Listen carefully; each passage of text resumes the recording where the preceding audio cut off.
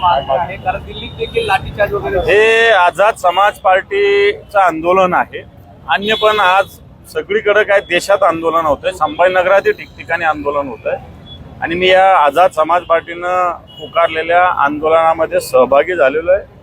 ज्या पद्धतीनं नरेंद्र मोदी सरकारची दडपशाही, दादागिरी, लोकशाहीचं पूर्णपणे नेस्तनाबूत करण्याचा प्रयत्न आहे. एक तर वांगचूक यांना भल्या पहाटे उचलून नेलं, आता आंदोलन करताय, त्या आंदोलकावर लाठीमार होतोय, तरुण मुलं त्रस्त आहे. जवळपास 23 लाख लोकांच्या नीटची परीक्षा नीट घेतली गेली नाही आणि त्याचे जे जबाबदार मंत्री धर्मेंद्र प्रधान यांचा राजीनामा मागितलेला आहे. खरं तर सरकार चर्चेलाही तयार नाही.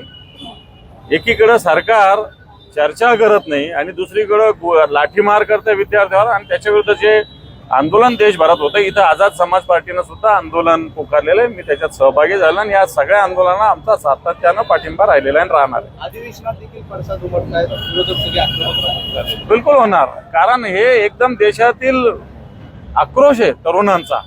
कारण तुम्ही जर बघितले असेल ते तरुण काय कोणत्या पक्षाचे नाही, तरुण एक उत्स्फूर्तपणे अन्यायाविरुद्ध पेटून उठले. मला असं वाटतं मोदी सरकारच्या विरोधात या सगळ्या गोष्टी आता सुरू झाल्या. मोदी सरकारचं आता पतन अटळ आहे, अशा पद्धतीने हा लढा सुरू झालेला. बरं, हा लढा असाच रस्त्यावरती राहिला तर उद्धव ठाकरे यांनी अभिजित यांना शब्द दिला, गरज पडल्यास मी देखील दिल्लीला येईल. जाणार आहे ना ते. आता ऑलरेडी आम्ही हे सगळ्याच्यात सहभागी झालो म्हणजे तोच प्रकार आहे ना. काल मुंबईला आंदोलन झालं, आज देशभरात सगळ्या गावागावात आंदोलन होत आहे.